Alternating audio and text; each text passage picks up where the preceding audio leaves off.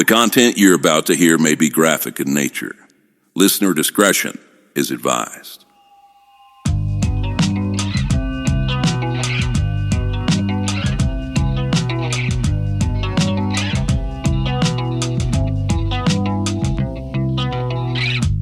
Oh, how I wonder what it's like to relax.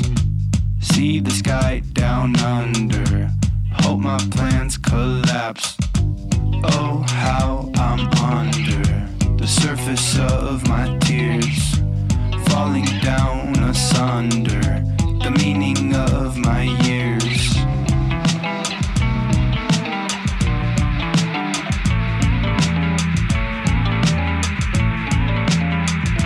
This is True Crime XS.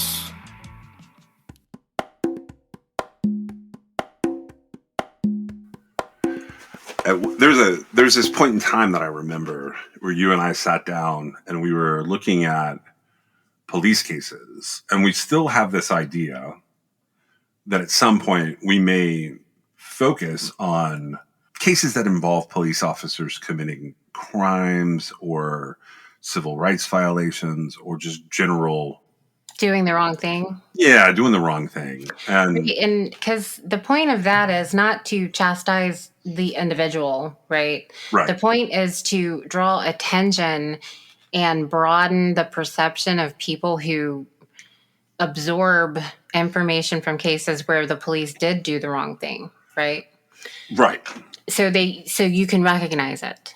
I'm of the mindset, probably more so as a coping mechanism than anything else, that a lot of people don't recognize it, including some of the officers themselves, based on their training. You know, because bad cops, they make bad cops out of the cops they train, right? And it's a never-ending cycle sometimes. Sometimes they know exactly what they're doing and they just don't care because they're just not good cops. But sometimes they don't realize the difference. And so that's our point. I just want to be clear because I do want to put people down that are doing the wrong thing, but that's not as important as making people realize it and recognize situations instead of crawling under rocks, right? Yeah. Well, I was coming at it from a couple of different perspectives, and this is sort of how you and I have looked at it over the years. We've always tried to figure out, like, what is potentially straight up corruption? What is just bad coppery in general? And then what is like complete incompetence as opposed to any kind of malfeasance? And unfortunately, a lot of it really is just severe incompetence. Yeah. And like, I think I've run into in the past couple of years, like a lot of complacency too. Like people, it's not just the person that's doing the wrong thing. It's also the fact that like the chain of command just sort of accepts it. Because there was a period of time where it was really hard to find police and fill out police forces around the country. And we've seen that peak again because of things that have happened in the last 5 years. One of the reasons I'm down this rabbit hole is about a year ago, I started seeing like just terrible behavior by police officers, like up close and personal and like on body cam.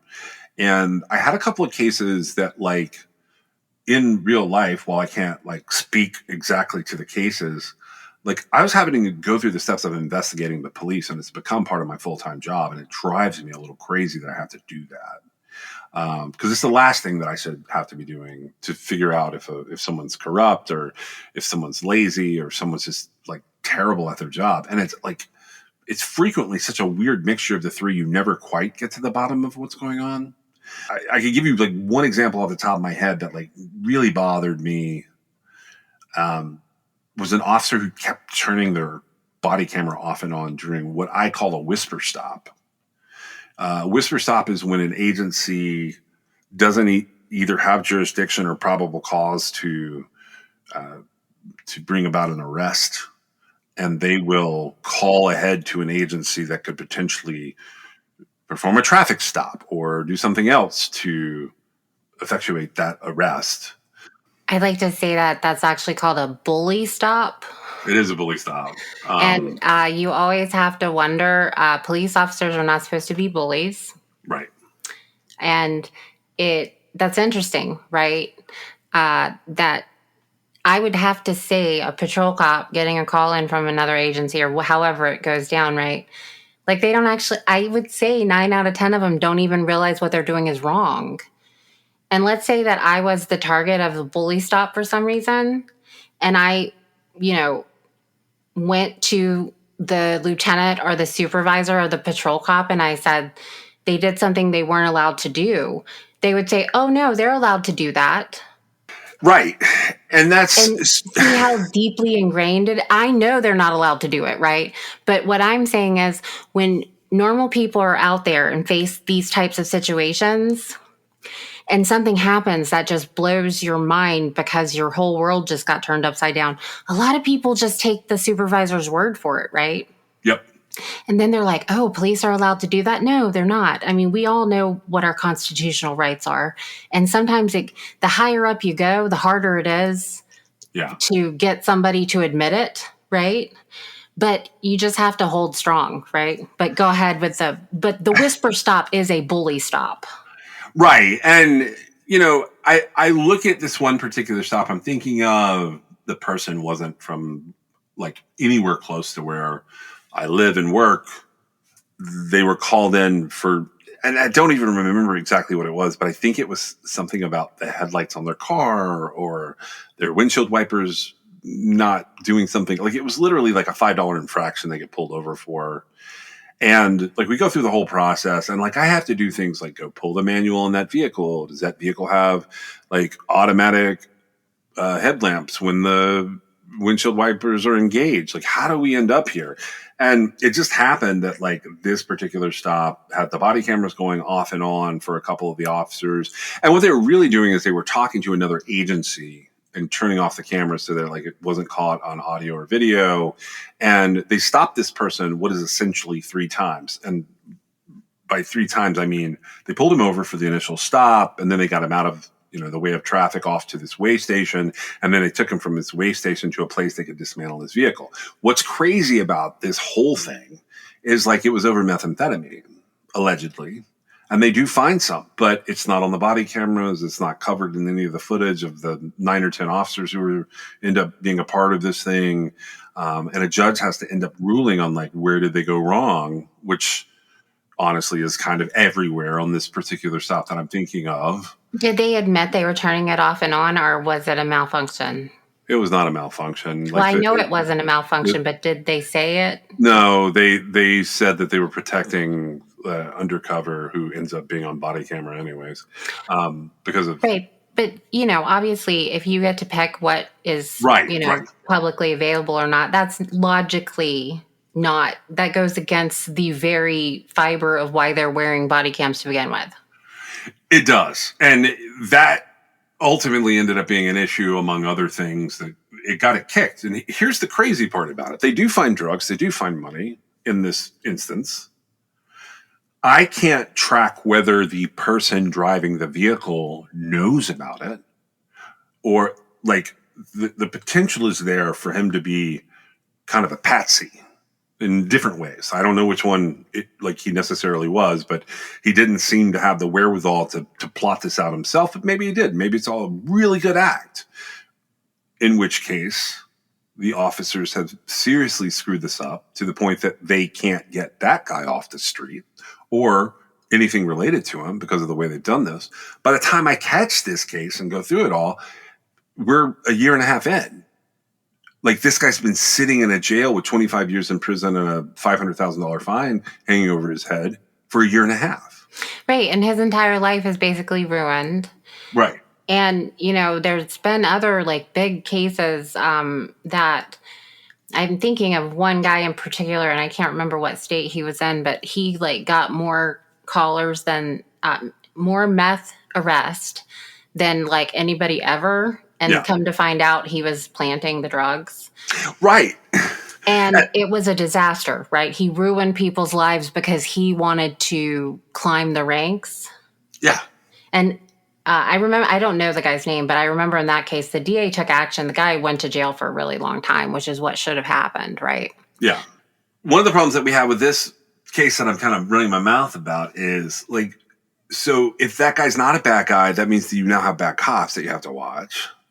And you don't know necessarily which one is which because it doesn't work out the way you see it work out on Law and Order and CSI and all those things. You're having to remember that this happened, document it, and then look for the next time that it could potentially happen. Correct. And so you have to think about also the motivation, and that's where it matters, right? Because what is the motivation if a cop is planting meth or concocting or creating a situation on someone, right? I don't know what the motivation It's a power dynamic. It's a literally like I'm in a position of authority and I can take anybody I want down. That just sounds so like I know you're right, but that sounds It doesn't make any sense for our police officers to be that way, though. Yeah, we've gotten that way about how we recruit officers. And I'm not saying all officers are bad. I know lots of good cops. I'm just saying even the smallest percentage of people doing what you just described in terms of a power trip ruins the whole agency. There's literally no other reason to do it. Like you could say and see what they will say is I knew they were doing it and I just needed to get them off the streets. Well, if you knew they were doing it and they really were, you could have found a legitimate way to do that. Yeah, well, they don't know this guy at all. Like they don't know him. Yeah. I suspect that this is a thing where I try to like split right down the middle. And I know you hate when I straddle the fence, but this is how I like investigate it all. Let's say this guy buys these cars and he's told go to this place. If you don't, we're going to hurt you. Or if you do, we're going to give you all this money or something like that. Sure. So he doesn't actually know what he's doing and he drives to 3 or 4 places. I think that one of those places was under some kind of surveillance. And at this point, I'm purely speculating. I think that like stop 2 probably is like being surveilled. And as he's heading to stop 3, they try and get him, but they can't. So between stop 3 and stop 4, that agency, who is probably a federal agency, starts calling local agencies who can potentially pull him over. And they call until they find somebody who will bend the rules to do it. Right, which is completely wrong. Right, and I think the stop in the first place was BS. So is the guy driving the truck in the wrong? Yeah, probably. He's probably, like I said, some kind of patsy. But it doesn't really matter. Right. Then you've got all these bad cops that like pile up at the end of this and act like, holier than thou. And one of the craziest things about this to me, I don't think it actually turned out to be methamphetamine. Like that was just what the field test quote said. It turned out to be something different. The officers getting on the stand in this case, one of them, I say officers, but one of them, who was the problematic body camera guy, had all the signs of someone who's doing too much Adderall. Right. So all I could think was that guy probably has a prescription for Adderall or one of the other uppers that are used to treat ADHD. And that is totally okay. But the meth is not, which is, chemically it's the not same far thing. off. Right. Yeah. So that's what, like seeing instances like this, and I gave you one example of probably 30 in the last year. No, it happens all the time. Yeah. And it's wrong. It is wrong. And it's like, it's not just wrong, it's infuriating because like the thing is like, I've never been anti-police. I am anti anybody doing just terrible things to other human beings. And putting someone in prison for 25 years if they had nothing to do with a thing is terrible. It really is. But ultimately, coming from the position I come from, I'm not a criminal. And I feel like people who take on the position that the taxpayers pay for of a law enforcement officer, they should protect and serve our population, our communities, right? Yeah. Instead, it becomes a situation where you have police officers that are just literally trying to put people in jail.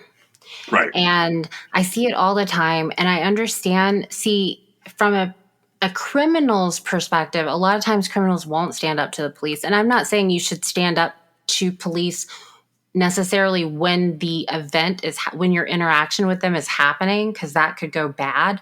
However, like there's a line. It's not a line in the sand and it doesn't move, right? There's a firm line that police can't cross. And yet it's almost like they live on the other side of that line. Yeah. And I feel like, one step at a time, anything that happens in my life that I can do something about, I totally try. Doesn't mean it works, right? However, police officers going into the job, they should be trained to protect and serve, not to put people in jail. And that's the only motivation that a cop could have to plant drugs or to fabricate things, or you see what I'm saying? Oh yeah, yeah. And that's kind of how we get to today's episode, honestly. Like what you're saying there is the crux of like what was pushing me down the rabbit hole. And I like one of the articles I used as a source for this is kind of, I think it's over a year old now. I was trying to like figure out if anyone was collecting information, because like we have a Brady list, which is where prosecutors and police can get on the list for potentially in the past having somehow withheld or obfuscated exculpatory information in cases. Right, which is also completely illogical Right. in the course of justice, right? Right. It makes no sense. It makes no sense if you're really trying to get justice, which we've broken down many times on this show, how that's not always the case. A lot of times it's the conviction rates. It's something that isn't in line with what true justice is, right? Right. And if you sit down and like have a conversation, which I have in the last couple of months with the other side, and that could be the prosecutors or their like in-house investigators or actual police agencies like doing the job of police agencies, like there's always a justification for it. And the justifications are interesting to me because the view they have is that like some defense attorney is going to get that person off. So it's okay for them to bolster the case, even if it's absolutely trampling the person's constitutional rights or justice itself, depending on how you look at it. Except without immunity protections, they're breaking the law just like the criminal did. It's interesting. I made this statement earlier in the year, and I'll stand behind it. Like anyone, not trying to put cops down, but I'll stand behind the statement, and that is immunity does not affect my opinion of you. It absolutely does not. It does not change the fact that you did the wrong thing and you did something illegal. Right. So I thought like a lot of what I deal with is kind of nuanced, but the article I thought I would talk about today and sort of the sprawling information around it is a fantastic rabbit hole if people want to go down this and just see how weird things can get. And so it's a Washington Post article that like I grabbed, and the header on it was abused by the badge, and the people that were writing on it were Jessica Contrera, Jen Abelson, John D. Harden, Hayden Godfrey, and Nate Jones. And the reason I chose this, I was looking for something a little different because we had talked about John Burrs recently, and like I find cases fascinating when prosecutors are then having to prosecute police and like everything gets kind of sticky. And I was like, I wonder if anybody's keeping one of those Brady lists, or like, you could potentially have other lists based on other Supreme Court holdings. But one of the things they mentioned is that Bowling Green State University, like the big university, they're keeping something called the Henry A. Wallace Police Crime Database.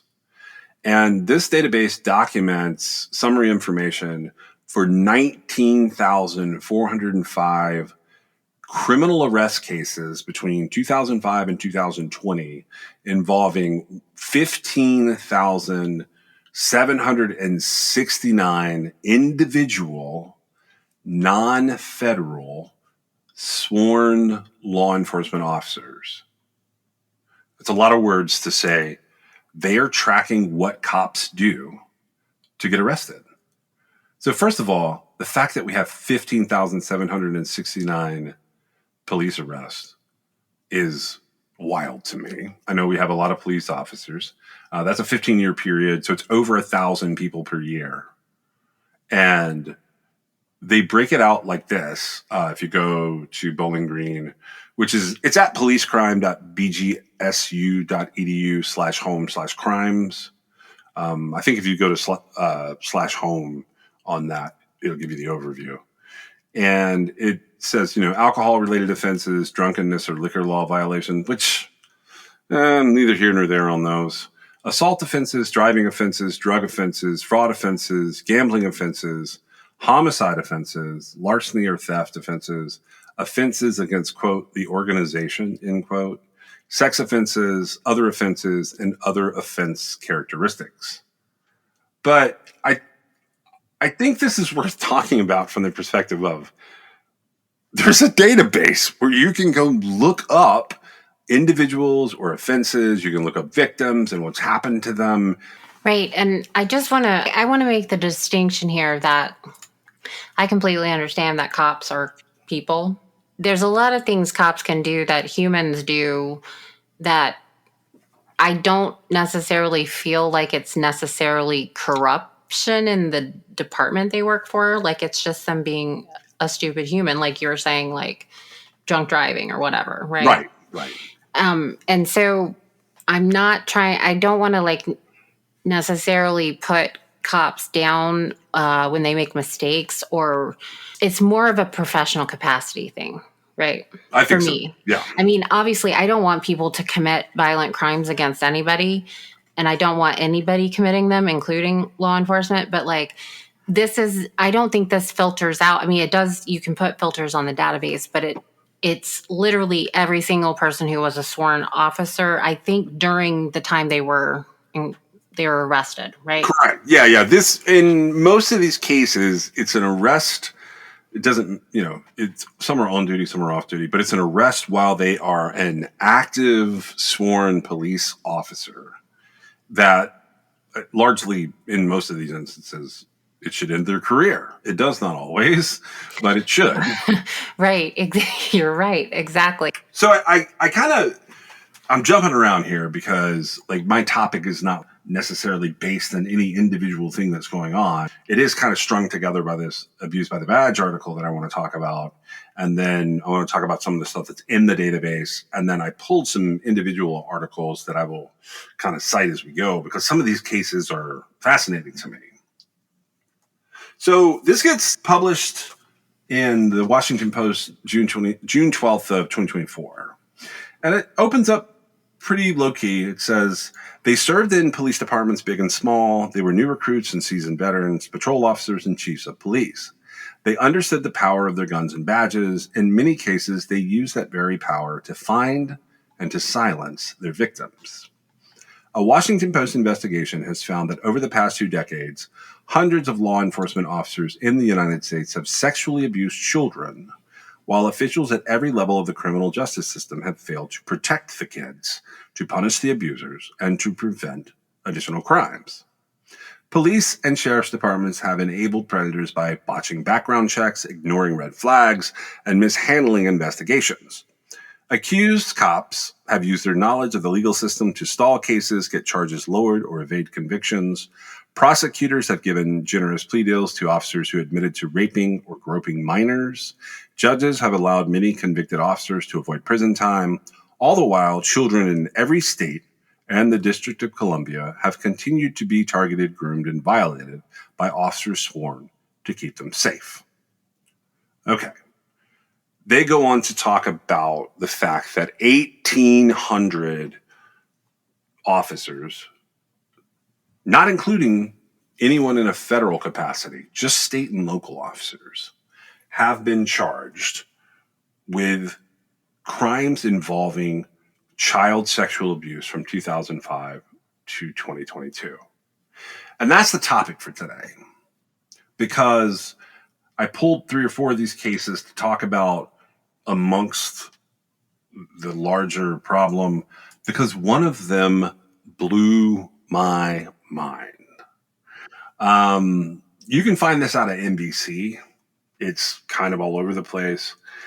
Charlotte Observer has one of the initial stories on it. The sources I pulled are largely in January of 2019.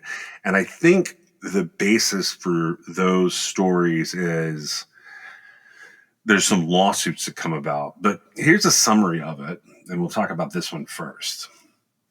The article title from NBC is Officer Offered to Mentor Missing 13-Year-Old After Finding Her. It has a subtitle. We'll get to that in a second.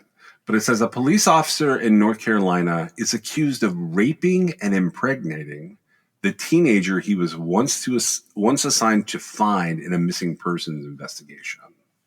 The girl was 13 at the time, was reported missing in 2015, and Lowell, North Carolina police officer James Paul Blair was put on the case and eventually found the young teen. That was reported by the Charlotte Observer. Not long after finding her, court documents say he started visiting her home, saying he wanted to be her mentor. It was part of Blair's duties to be a law enforcement mentor and to work with children. But that is not what happened, according to the lawsuit. The lawsuit says that Blair started showing up at the girl's house late at night, giving the girl candy, and offering to drive her around in his police cruiser. It was during some of the cruiser rides that Blair is accused of raping the young teen while he was still on duty. The North Carolina family filed a federal lawsuit Tuesday against a city near Charlotte, North Carolina, saying that Blair had committed statutory rape because the minor legally could not consent to sex. He is accused of raping her when she was 13 years old. She discovered that she was pregnant in 2016 and delivered a baby boy in 2017. He was eventually charged with statutory rape. He was fired days later, and he pleaded guilty in 2017, and he was sentenced to 12 years in prison. That's according to a paper called the Gaston Gazette. This lawsuit also said that Blair had sexual contact with multiple female minors prior to 2015, and that the city and the police chief are liable for this conduct because they negligently hired him. An attorney for the city and chief said that his clients would deny any liability for Blair's actions. Okay. I picked this because it's kind of sensational, a little bit. But what it really is it's hard to deny the fact that if you are having sex as a 40-year-old police officer with a 13-year-old girl, you know that what you're doing is incredibly wrong. And I don't think there's any way around that, is there? There's not. I imagine that the officer thinks there is. I guess. I mean, I don't know. I don't know what the justification would be, but he's clearly abusing his position of power. He now, granted, I mean, he's a bad person, but he made a decision, right? The reason that a child in this situation can't consent is because they can't say no to the cop to begin with. Right. Okay. And they're a child. And I don't know what you could say. I imagine he said nothing. That's my guess. I don't know, but I imagine he has had nothing to say, because even if he were to be like, oh, I was in love with her, I mean, like. So my understanding is that his justification prior to pleading guilty was that he thought he was in a relationship with her. Yeah, so that's really scary. And I don't know if that's just lip service, right? Like, because that makes it possibly sound less degrading than it was, but not really, right? Right. I mean, it's unlikely. Now, granted, I feel like not saying anything would probably be the best course of action. Sometimes, depending on the situation, you can't get away with that. But essentially, he was taking a position of trust as a mentor for the police department because she, I assume, was some sort of runaway missing kid, right? Yeah, it was an ongoing runaway situation, and that's how he weasels his way in. Yes. Right. And so he's taking advantage of a child who's one way or the other suffering from some instability, right? Whether it's mental or physical or whatever. There's something happening here that the child is unhappy and trying to change that by running away. Correct. And so he's, instead of guiding her to how to, find her footing, he is making the situation exponentially worse. Yes, he is. And there is absolutely nothing anybody would ever say to me that would change my mind on that. If you say that, like, oh, when she turned 20, then, like, the 50-year-old, they got married, fine, but not really. I mean, it's not okay, and it's also not the child's fault. Correct. An article from ABC 11 back in 2017 gives us kind of a glancing overview. It looks like they're sharing out of the Raleigh-Durham area from WSOC down in Charlotte, which is more of the local Charlotte news. But it was a pretty good summary. So March 9th of 2017, they have a Wire article that just says North Carolina police officer has pleaded guilty after being accused of impregnating a 14-year-old. So we clarify it like the 14 versus 13-year-old is going to make a difference.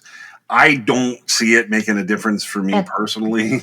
That doesn't matter. Right. Like, to me, it started when she was 13, but she didn't get pregnant till she was 14. That's right. what it sounds like. Right. So it says James Blair, former officer in Lowell, will have to spend at least 12 years in prison. He will also have to wear an ankle monitor for the rest of his life, as well as registered as a sex offender. So he's going to be on an SBM system, which is satellite-based monitoring. It says Lowell is located west of Charlotte near Gastonia. Blair was taken into custody after being arrested at the teen's house. FBI agents were there talking to the family when Blair showed up. He was charged with a single count of statutory rape, and more charges will follow, as officials said. I don't see where they filed anything more, but his bond for just that one count of statutory rape was $1 million. The mother had told WSOC, "He tore my life apart." She said the veteran officer came to her home asking to connect with her 14-year-old daughter who had run away before, and her sibling. She said that Blair would visit them often and even took them on a trip. But the way the mom finds out is mentioned in this article, which is what brought me back over here. It says the mom discovered there were text messages on the daughter's phone indicating that she was pregnant and that James Blair was the father. She said that Blair had inappropriate contact with her daughter at his home, in his patrol car, and she tells the Charlotte News that he confessed to her. He told me, this is her quote, he told me he took her virginity. He told me it was his baby. He told me things happened. He said he was so sorry and kept saying, please forgive him. So this becomes a cornerstone of that abusing the badge article. I think you can see why, right? Yeah, because he's like insane. It's really hard to talk your way out of a DNA test that proves that this child giving birth to a child it doesn't sound like he was even trying. Like, he's it's this typical, like, I'm telling you, he's asking for forgiveness, right? Yeah. How serious can you be about asking for forgiveness for impregnating a 14-year-old? Well, he's not very serious about it, because what he's really trying to do with this whole conversation with the mom. No, it's not just that. He's basically asked this girl's mother, can we please get rid of the baby, or I'm going to lose my life. I've lost my life. And the mother's quote was, how do I kill a baby? I'm not going to kill a baby. I don't believe in abortion. Which is neither here nor there. It's her personal whatever. But like, this guy had the wherewithal that, like, he's asking for forgiveness, but is he really asking for forgiveness? Is he's also asking for an abortion? No, he's not. It's a completely fake. But what I'm saying is, this guy, middle-aged law enforcement officer, he thinks that he can do whatever he wants, say I'm sorry at the end of the day, and he will convince the situation to get fixed to the least of his detriment, right? Right. Okay. And nobody gets to live that way. Nobody gets to barrel through life and take, oh, the baby's going to ruin my life. No, sir, you ruined your life. Correct. Okay. And at the end of the day, that isn't owning it. And it's not No. a real apology. Okay. It's not. And the gall of apologizing for something like that, it makes the offense itself even more insulting, because you don't apologize for things like that. You don't do them. If you can see enough to apologize later, you knew from the jump you shouldn't have done it. Right. Which I don't know what the problem is. I guarantee you this is not the only child that he assaulted. I'm just saying, I don't know that he's been charged with anything else, but I doubt it only happened once. Right. This was just the time he got caught. He thought he could bully his way out of it, which sounds like what he was trying to do. But it's disgusting. All of it's disgusting. And he ended up causing so much more damage to the community he's supposed to protect and serve, which he's not doing at all. And that's how we end up here, like talking about this guy, is because of what he did. I dug through his story here, and I do want to say he is still in prison. So he went in, from what I can tell from like public record search, March 9th, 2017 was his official begin date of his sentence. His projected release date is May 6, 2029. So that's one of the reasons he sort of comes up here. That's a 12-year minimum, but he is sentenced to 12 to 19 years. He basically pleads out to statutory sex offense of a child who is under 15 but over 6. They differentiate in North Carolina. This is a B1 felony that he allegedly committed July 14th, 2016. He has 2 infractions. He's in Pamlico Correctional Institute. He has 1 attempted Class B offense, which I can't remember exactly what that is in North Carolina. That was back when he first got into prison, which I can't imagine being a police officer in a prison is any fun at all. This is going to be like, he's going to be in close custody his whole life. Well, right, because he's also in there for a child crime. Sexual abuse of a child. Right, exactly. And then during the pandemic, or right before the pandemic, in February 2020, he ended up with an infraction charge of offering or accepting a bribe related to staff. I thought that was interesting. So, I wanted to talk about him a little bit. And then I have like this stack. He becomes the centerpiece of this Abuse by the Badge article, which, if you have a WAPO, Washington Post subscription, look that up. I think you can probably find it in some versions of the Internet Archive, so you don't have to see the paywall. I know Washington Post sometimes has a paywall for people. Another one I wanted to mention, I can't remember if he pops up in this article or not right this second. It's been a minute since there's a lot of officers' names in here. There was one I wanted to mention out of Suffolk, Massachusetts. I saw this July 2nd, 2025. So it's a little bit outside of what they're doing there, but because of the date on the crime, which is further back in time, that's how we end up with it. I wanted to mention this because this is a guy named Paul Downey, and there's another officer here that's been charged with an offense against an 8-year-old that I'm hunting, and it may come up in a future episode, because I think this is going to be one of the things that we start to cover a little more, is like things that police officers do. This comes out of CBS News up at WBZ by Louisa Muller and Tammy Matassa, and the title is just Veteran Boston Police Sergeant Paul Downey charged with child rape. It says a Boston police officer of over 30 years has been charged with child rape after being accused of paying a 14-year-old for sexual acts. Sergeant Paul Downey appeared in Boston Municipal Court in Dorchester Tuesday. He was ordered held on $250,000 cash bail. A judge had approved an arrest warrant, who was charged with 4 counts of rape of a child aggravated by age difference, 2 counts of engaging in sexual conduct with a child under 18 for a fee, 2 counts of enticement of a child under 18 to engage in commercial sexual activity. Downey was scheduled to be arraigned on Monday afternoon, but was held without bail until Tuesday because no defense attorney was available. Downey allegedly met a 14-year-old boy on the dating app Grindr, and the two moved the conversation over to Snapchat, according to a statement of the case provided by the Suffolk County District Attorney's Office. The 58-year-old Downey is accused of meeting this 14-year-old twice in the spring at different Boston locations, paying the child for sexual acts. The boy allegedly provided state police detectives with a description of Downey and a partial license plate number, which was tracked to a parking area for the Boston police. Investigators used digital records to track Downey's Snapchat account and claimed the boy identified him out of a photo lineup with a, quote, 90% certainty, end quote. Go online, parents, Google what sites the children are going to the most. Gather that information, said Audrey Morrissey. It's terrifying that a grown man had access to this young boy. Audrey Morrissey is the executive director of My Life, My Choice, a nonprofit that works to prevent child sexploitation. Who has the power, the child or the groomer? The answer is always the adult.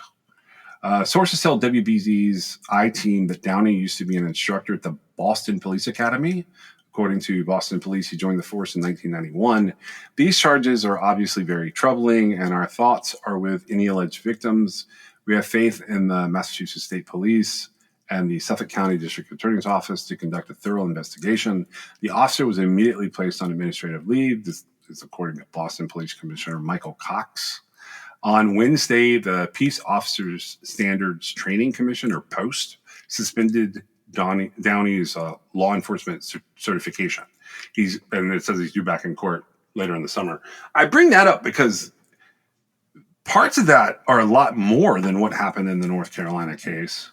But this guy gets out on $250,000 bail, I believe. And, I read about these different cases where an officer is involved with harming a child. And I know there was a case in the database from August of 2020. A 65-year-old officer was arrested for having sex with an 8-year-old. They resigned. They end up convicted. I think it's a guilty plea that causes the conviction. And they get 120 months in prison, 10 years. That doesn't sound like enough for an officer who has had sex with an 8-year-old, but I believe it's the guilty plea that makes that happen. Yeah, probably. Because, in the scope of things, I agree. I feel like it's just as, that's a violent crime. Even if the act itself isn't considered violent or whatever, you're ruining a child's life and you're putting them under significant distress. But, legislation has to decide what the punishments are for the crimes. This becomes sort of a geographical hit or miss for me because I was trying to pull from what this article is offering up, which is this deep dive into what officers are doing. But I found myself gravitating a little more towards what are the individual states doing? Does that make sense? Yeah. One of them articles I pulled based on a name from, the article itself that we're talking about. I pulled a secondary article from the AP Wire, and it just said it was from the National Desk Staff back August 13th of 2019. It says, detective who raped victim while investigating her case gets 3 years in prison. So that goes like this. A Los Angeles County Sheriff's detective has been sentenced to prison for raping a 15-year-old girl he met while investigating her report of being sexually assaulted.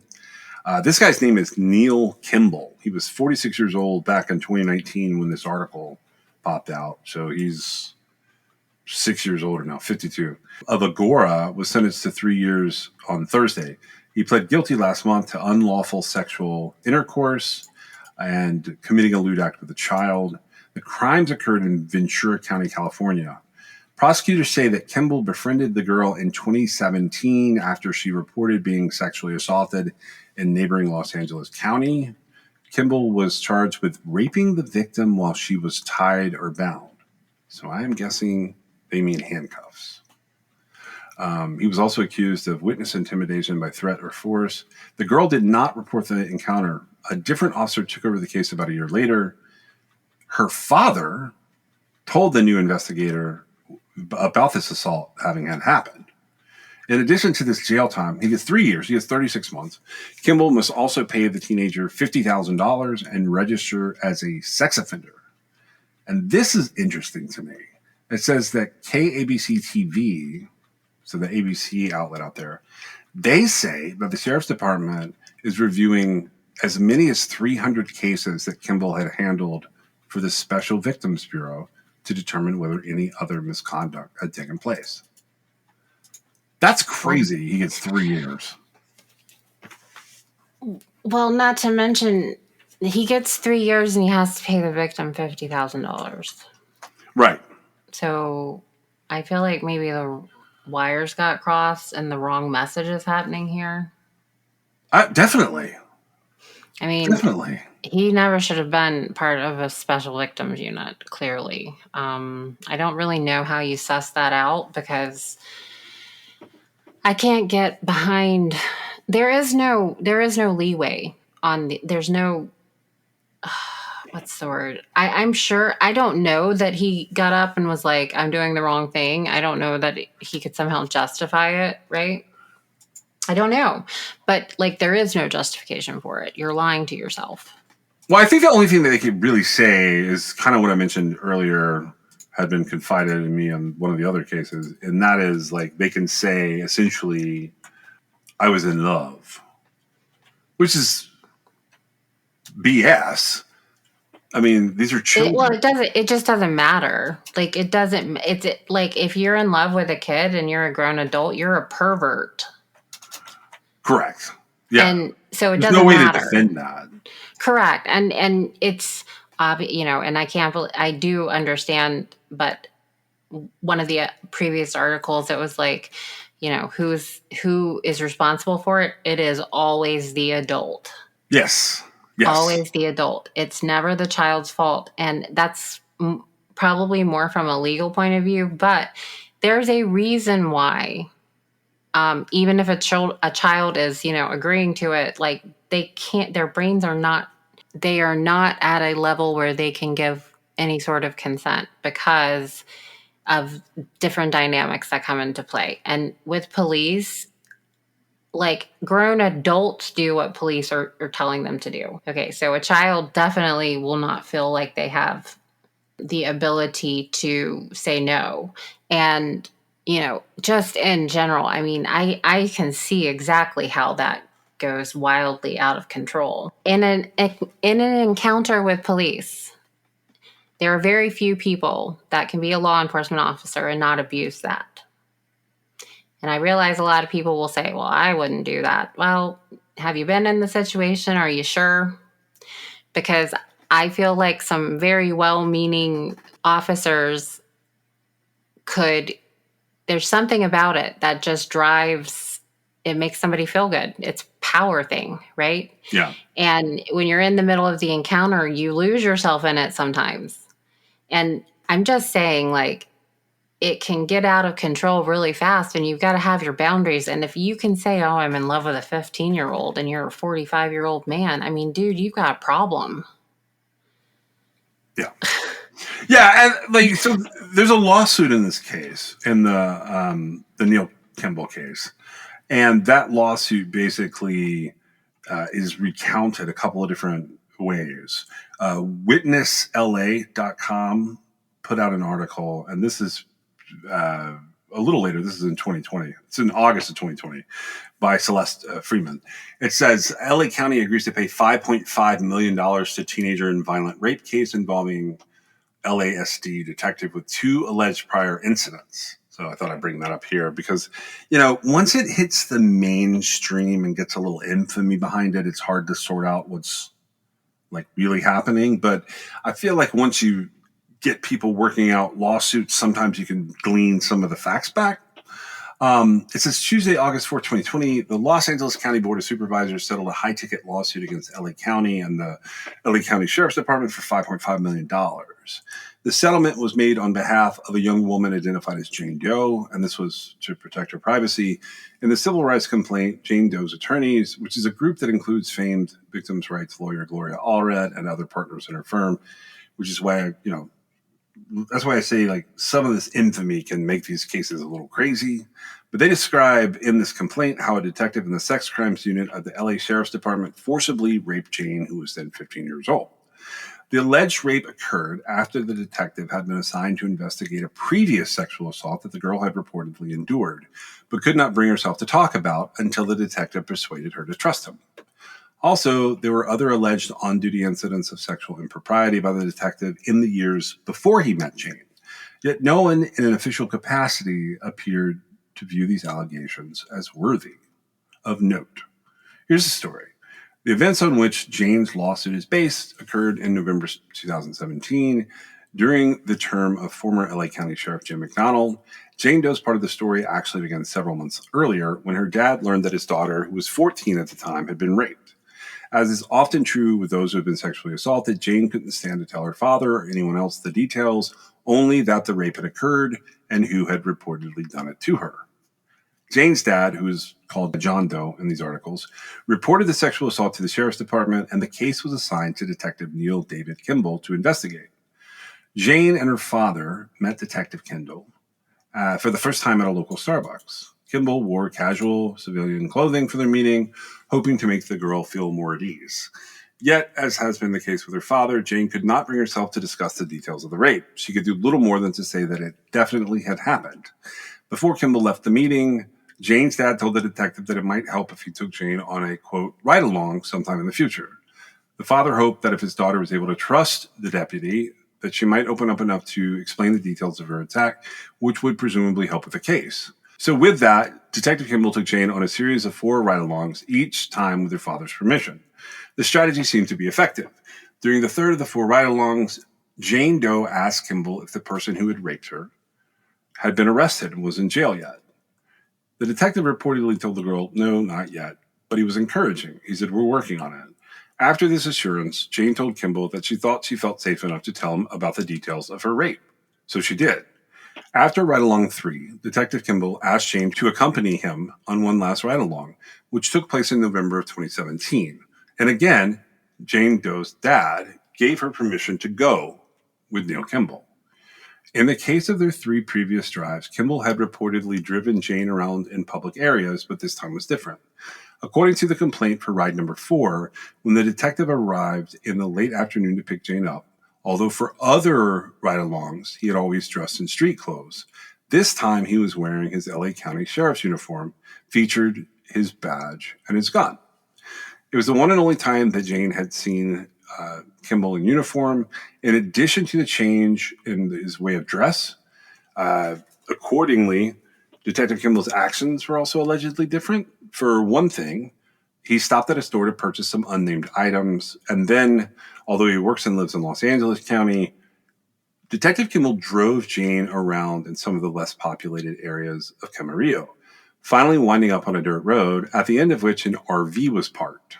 Detective Kimball told Jane that this was a place where he'd like to go to, quote, chill out from his family, end quote. When the two entered this RV, Kimball reportedly had also brought a brown paper bag holding his recent purchases, which turned out to be bottles of beer. When inside, Kimball asked Jane if she'd mind if he drank a bit.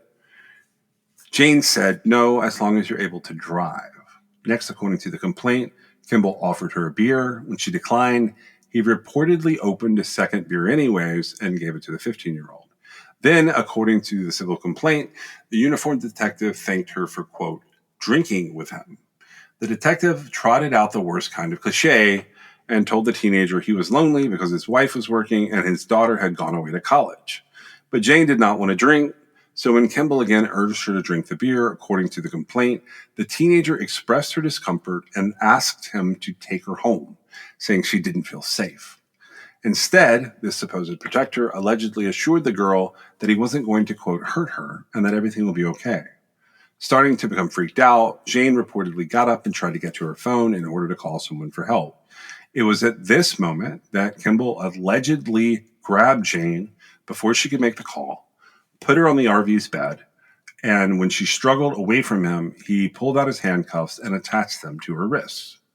Jane reportedly screamed and pleaded for him to let her go, and instead, Detective Kimball allegedly proceeded to forcibly have sex with the 15-year-old while she was restrained by handcuffs. After the assault was over, the detective pulled his sidearm, handed it to Jane, and told her if she didn't like what had happened, she could use the gun and just kill herself. He reportedly added that if she ever said anything to anyone about what had happened in the RV, that he was going to use the gun to kill her. Jane and her father did not report this assault.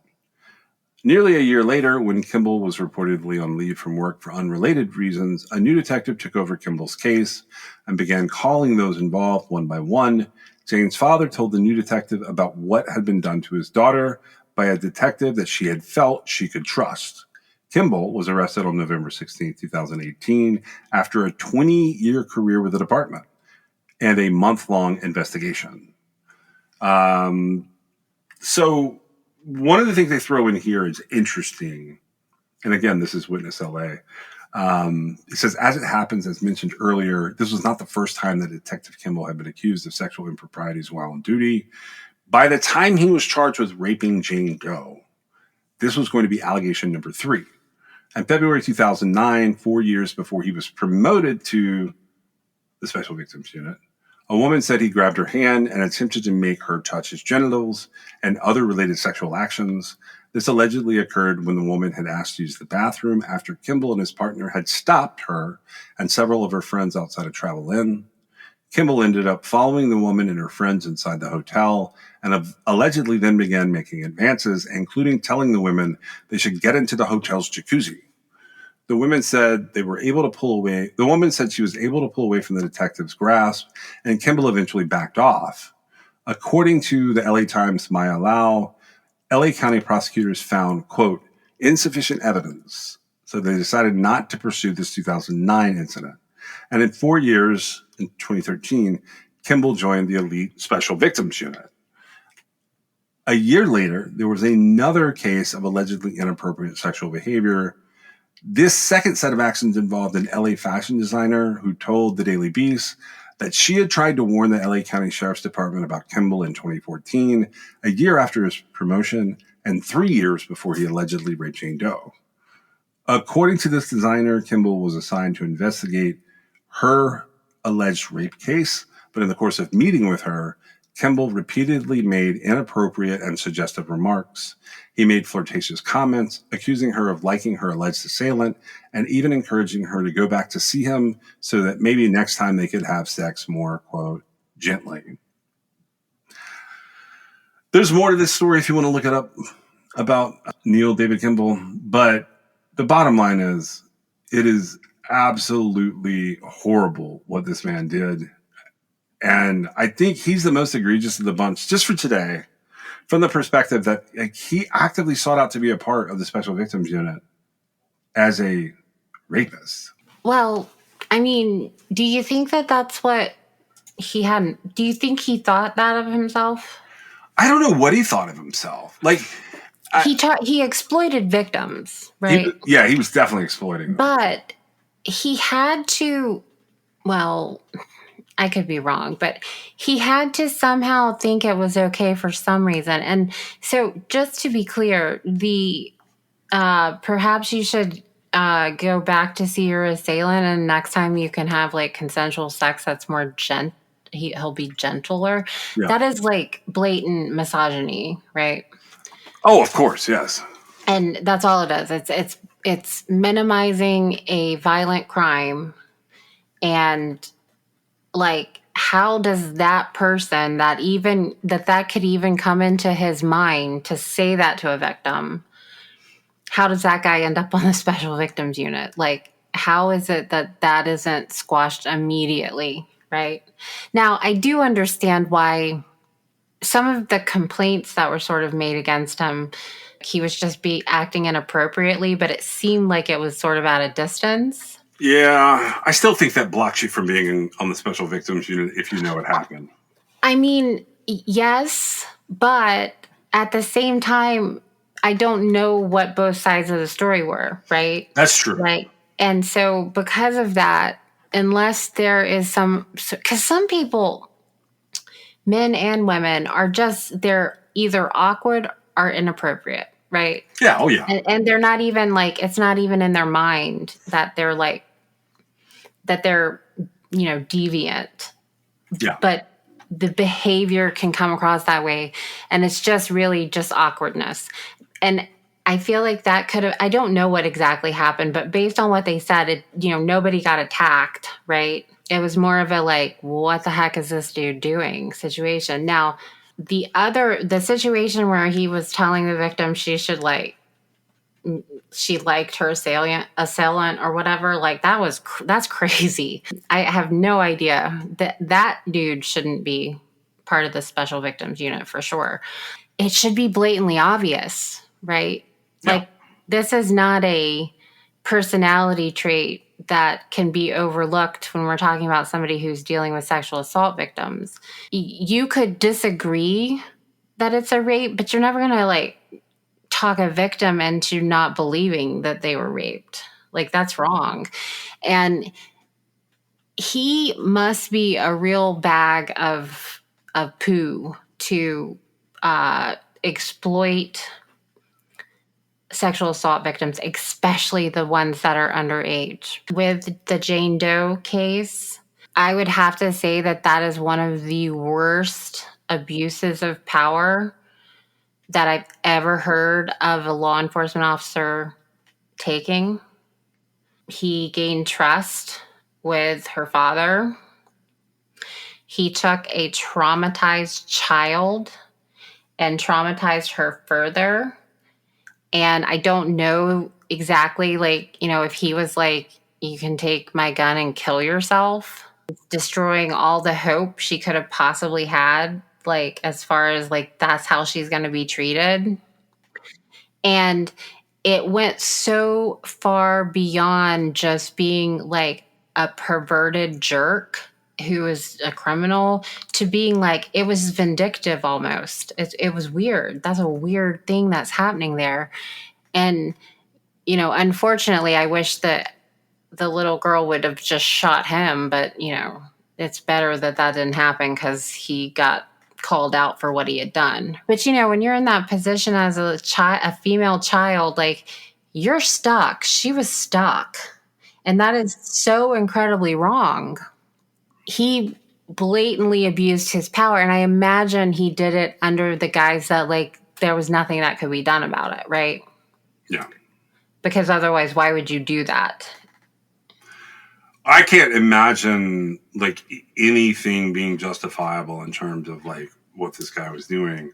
I tried to look up more about Neil David Kimball. He's not on any sex offender registry. I don't know how that would work. I also tried to look him up from the perspective of like, would there be a reason to like him to have had an appeal or anything? And I can't find it. He did plead guilty, so I assume he waived his right to appeal. They Well, make this is he massive dead? settlement. That's what I think happened to him with no obituary. I don't know that. Because I see that on August 8th, 2019, Kimball was ordered, I guess this is after pleading. Yeah. He was ordered to register as a sex offender. That's what I thought. So Yeah, I don't. he was ordered. So I did try and like keep tabs on a couple of the people. And I mentioned the infractions earlier in the episode, and I do want to drop back in and say this. I did figure out what some of the infractions were. There's an article by Adam Lawson. I figured out what one of them was. And that is that James Paul Blair, the other guy, the North Carolina cop who was sentenced to 12 years in prison, the agreement came with him making no contact with that girl for the rest of his life. And he had been violating those restrictions. According to the victim's mother, she had begged and asked for them to stop, and they've never stopped. And by that, she means these letters that were coming in. She said she's called the prison several times, and letters keep getting out. Every time I push back out of my mind, he just continually does this.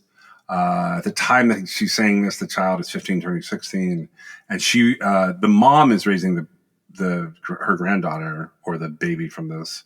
She says that James Blair sent a letter to one of his family members with instructions for them to forward it to the team. So I'm guessing that other bribery charge is him still trying to get in contact with her, which is so he's crazy. Yeah, there's something wrong with him. He's one of those weirdos who does not understand that like this is not like his legitimate heir or something just because he impregnated a teenager. Well, okay, so it's so interesting because it fits with a law enforcement officer's personality to feel like the teenage child that they both sexually and emotionally abused is their perfect partner, right? Right. Yeah. Because, she did everything he told her to do, right? Right. And he was imagining like this whole relationship, and none of that was real, right? She was doing what she had to do because he was a cop, right? Correct. And a lot of times, it's so amazing to me how these just really not good guys can end up like, oh, I'm in love with her, and like you're literally you don't know anything about her. She's acted the way she's had to survive this situation, and she's I guess by now she's not underage any longer, but it's amazing to me that what shines through there, right? Yeah. Because it's like, if I can have the power dynamic in the relationship, I'm completely in love with that person. And it's almost like it completely escapes their mind that like, oh, that's not who that person is at all. They were just placating me so they didn't get in trouble. Yeah. And that's nothing, right? It's Correct. not a relationship at all. And it's like they're so blinded by it that maybe they truly don't realize it. I can't imagine that, like, when you're weighing out your options here, like, let me have this fantasy relationship with somebody who can't tell me no until I get caught and go to jail. I just don't see where that's a good idea at all. Now, on the other side of that, a lot of this stuff has happened and there has been no repercussions for the law enforcement officer involved, right? Right. So at least we're seeing it now, right? Yeah. But the abuse of power is a very real thing. And it's human nature. It's almost like they have to like consciously not abuse the power, which is, I don't think it's trained well enough or often enough, or there's some sort of gap there, right? As far as like how a police officer could possibly think like this is a real relationship. They should be trained to realize it's absolutely not a real relationship and don't get caught up on that dynamic, right? Right. Because anybody's going to love that situation. That's why we have to have things in place to prevent it from happening. Yeah. This was kind of a terrible topic in some ways, but it needs to be addressed though, right? It does. And yeah. I can't even tell you how many times the craziest stuff comes up, not even when it has to do with like police officers having like, criminal offenses, but like just people not understanding the dynamic of interactions in relationships and stuff, right? Yeah. And it's like, yeah, so get a clue because, that child didn't decide to have a baby with you. You sexually assaulted her. Yeah. It's child sex abuse. And, it can be, I can see in a lot of ways where that could be like stunning because they're a law enforcement officer who puts criminals away, except now you are the criminal. Yeah. Yeah, it's got to be a wild change of pace for them to suddenly realize they're the bad guy. It's one of the hardest things, I think, to make a distinction. I don't think any sort of law enforcement officer says, like, hold my beer, watch this, and then does something like this without somehow fooling themselves into thinking like that's not what they're doing. Right. And so I usually ask you at the end of the episode, do you have anything else? But the truth is I have so much more on this that I've already planned like multiple future episodes that I'll try to always label as some related to dirty badges, because I don't think you can get much dirtier than this. No, it's and I'm not sure. It does seem like as soon as it was like, as soon as they were made aware, most of these cases, it seems like action was like immediately taken. It's unfortunate that there wasn't stuff in place to have it not happen, right? Right. There's less of a gray area though, because these are like, I think the DNA of a like child that you're having is pretty concrete evidence for people out there wondering. Well, right. And then like I'm surprised at the continued contact and stuff. Yeah. He needs help besides just being in prison, I think. There are gray areas in some of the cases that I want to cover along the way, but a lot of them, they are in desperate need of a lot of psychological help. Right. And I have a feeling like even just explaining the situation, I mean, the child that he impregnated the child with being raised by the grandmother in the North Carolina case, the grandmother is actually suffering from abusive behavior from the man at this point. Does that make sense? Yeah. Like, Yes. And so how many victims does he get to have, right? Before they go, he needs help and like it's dealt with. And I think that it's above a lot of the parameters of what they can really deal with in the justice system, right? Yeah. Because it's just out there. Well, that's how the mom feels too. Her comment, I think this is an excellent way to close out the episode. She says in her statement to the Gaston Gazette, "It makes me want to kill him. Whatever with jail. Jail doesn't mean anything. This man is still doing it. Apparently, he's getting by with everything." Right. And that comes from being a cop.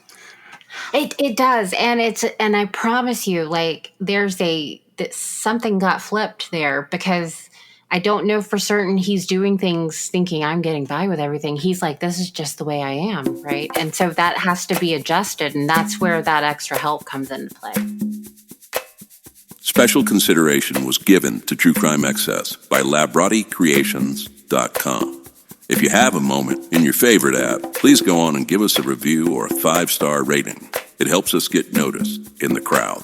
This is True Crime XS.